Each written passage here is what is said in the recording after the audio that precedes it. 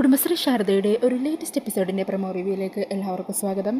അങ്ങനെ പ്രൊമോയിൽ കാണിക്കുന്നത് കുടുംബശ്രീ ശാരദ ചാപ്റ്റർ 2 അതിൻ്റെ ഒരു പ്രൊമോയാണ്. ജൂലൈ 7 മുതലാണ് കുടുംബശ്രീ ശാരദയുടെ 2ാം ഭാഗം ആരംഭിക്കാൻ പോകുന്നത്. അതായത് വർഷങ്ങൾക്ക് ശേഷം IAS ട്രെയിനിങ് ഒക്കെ പൂർത്തിയാക്കി നാട്ടിലേക്ക് ശാലിനി വിഷ്ണു IAS ആയിട്ട് തിരിച്ചെത്തുന്ന ശാലിനിയെ കാണിച്ചുകൊണ്ടാണ് ഈ ഒരു പാർട്ട് 2 തുടങ്ങുന്നത് തന്നെ.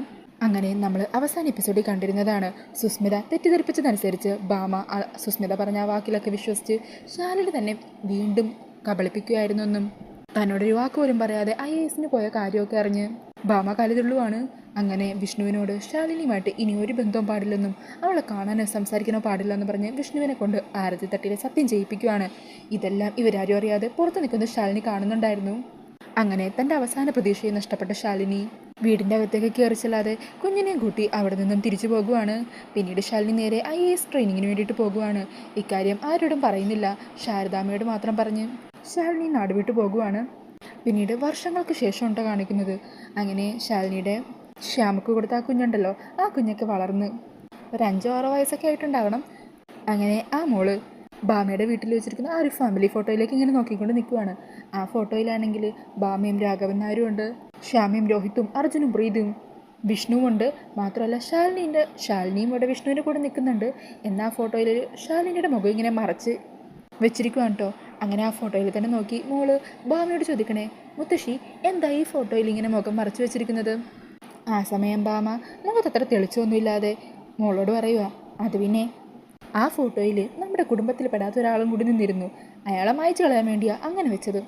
അന്നേരം മോള് ആരാണെന്നൊക്കെ ചോദിക്കുന്നുണ്ട്. പിന്നീട് പ്രൊമോയിൽ കാണിക്കുന്നത് സുസ്മിതേനാണ് കേട്ടോ.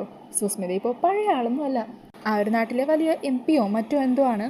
സുസ്മിതയുടെ കൂടെ സുസ്മിതയുടെ ഭർത്താവുണ്ട്, ആ ജയദീപ്. പുള്ളി സുസ്മിതയുടെ വാലായിട്ട് പിന്നാലെ തന്നെ നടക്കുന്നുണ്ട്. മാത്രമല്ല സുസ്മിതയുടെ അമ്മാവൻ പോലീസുകാരനുണ്ടല്ലോ, ആ പുള്ളിക്കാരനെയും പ്രൊമോയിൽ കാണിക്കുന്നുണ്ട്. ഇവരെല്ലാവരും പുതിയ കളക്ടറെ സ്വീകരിക്കാനായിട്ട് പുറത്ത് തന്നെ കാത്തു നിൽക്കുവാണ്. ഈ സമയം കളക്ടറിൻ്റെ കാറ് അവിടെ എത്തുവാണ്. ആ കാറിൽ നിന്നും മാസമായിട്ട് ഇറങ്ങുവാണ് ശാലിനി. അങ്ങനെ കളക്ടറായി വന്ന ശാലിനിയെ കണ്ട് അന്തം വിട്ട് നിൽക്കുവാണ് സുസ്മിതയും സുസ്മിതയുടെ അമ്മാവനായിട്ടുള്ള പോലീസും ഒക്കെ. ശാലിനിയാണെങ്കിൽ സുസ്മിതയ്ക്ക് മുമ്പിൽ വിജയിച്ച ഭാവത്തോടെ തല ഉയർത്തി തന്നെ വരുവാണ്. ഈ സമയം സുസ്മിതയുടെ അമ്മാവൻ ശാലിനിയെ സല്യൂട്ടൊക്കെ ചെയ്യുന്നുണ്ട്. മാത്രമല്ല പുതുതായിട്ട് വരുന്ന കളക്ടറെ സ്വീകരിക്കാൻ നിൽക്കുന്നത് സുസ്മിതയാണ്. അങ്ങനെ കളക്ടറായി വന്ന ശാലിനിയെ മാലയിട്ട് സ്വീകരിക്കേണ്ടി വരുവാണ് സുസ്മിതക്ക്. ഇതൊന്നും സുസ്മിതക്ക് അങ്ങ് തീരെ സഹിക്കുന്നില്ല. ഈ സമയം ശാലിനിയാണെങ്കിൽ വിജയഭാവത്തിൽ തന്നെ അകത്തോട്ട് കയറി കളക്ടറായിട്ട് ചാർജ് എടുക്കുവാണ്. പിന്നീട് വിഷ്ണുവിനെയും കാണിക്കുന്നുണ്ട്. ഇത്രയും നാളായിട്ടും മനസ്സിലെപ്പോഴും ശാലിനിയെ മാത്രം വിചാരിച്ച് വിഷ്ണു നടക്കുവാണ്. എന്നെങ്കിലും അമ്മയുടെ മനസ്സ് മാറി ശാലിനി തിരിച്ചു വരുമ്പോൾ ശാലിനി മറ്റും നല്ലൊരു ജീവിതം നയിക്കാൻ പറ്റുമോ എന്നുള്ള പ്രതീക്ഷയില്ല വിഷ്ണു. പിന്നെ വിഷ്ണുവിൻ്റെ ഇപ്പോഴത്തെ ജീവിതത്തിലെ ഏക ആശ്രയം ശ്യാമയുടെ രോഹിത്തിൻ്റെ കുഞ്ഞാണ്. പിന്നീട് കാണിക്കുന്നത് കുടുംബശ്രീ ഹോട്ടലിലേക്ക് തിരിച്ചെത്തുന്ന ശാലിനിയും ശാലിനിയുടെ കുഞ്ഞിനെയുമാണ്. ഈ സമയം അവരെ കാത്ത് ശാരദാമ്മ അവിടെ ഇരിക്കുന്നുണ്ടാവും. ശാലിനിയെ കാണുന്നതും ഓടിച്ചെന്ന് കെട്ടിപ്പിടിക്കുകയാണ് ശാരദാമ്മ. ശാലിനി എന്നിട്ട് ശാരദാമ്മയോട് പറയുന്നുണ്ട്, ഇത്രയും നാളും വിഷ്ണുവേട്ടനെ ഒന്ന് കാണാനുള്ള കൊതിയോടെയായിരുന്നു ഞാനിവിടെ ജീവിച്ചത്. ഇനി എനിക്ക് എൻ്റെ വിഷ്ണുവേട്ടനെ കാണണം. പക്ഷെ തൽക്കാലം ഞാനിവിടെ എത്തിയ കാര്യം വിഷ്ണുവേട്ടൻ അറിയണ്ട. വിഷ്ണുവേട്ടൻ അറിയാതെ തന്നെ എനിക്ക് എൻ്റെ വിഷ്ണുവേട്ടനെ ഒന്ന് കാണണം. അങ്ങനെ പറഞ്ഞ് ശാലിനി വിഷ്ണുവിനെ കാണാനായിട്ട് പോകുന്നൊക്കെയുണ്ട്. അപ്പോൾ ഇതൊക്കെയാണ് പുതിയൊരു പ്രൊമോയിൽ കാണിക്കുന്നത്. അപ്പോൾ ഈ ഒരു പ്രൊമോ റിവ്യൂ ഇഷ്ടമാകുകയാണെങ്കിൽ വീഡിയോ ഒന്ന് ലൈക്ക് ചെയ്യണേ. കൂടുതൽ റിവ്യൂസിനും ഡെയിലി എപ്പിസോഡ് റിവ്യൂവിനും ഒക്കെ ആയിട്ട് ഈ ചാനലൊന്ന് സബ്സ്ക്രൈബ് ചെയ്ത് സപ്പോർട്ട് ചെയ്യണേ. താങ്ക്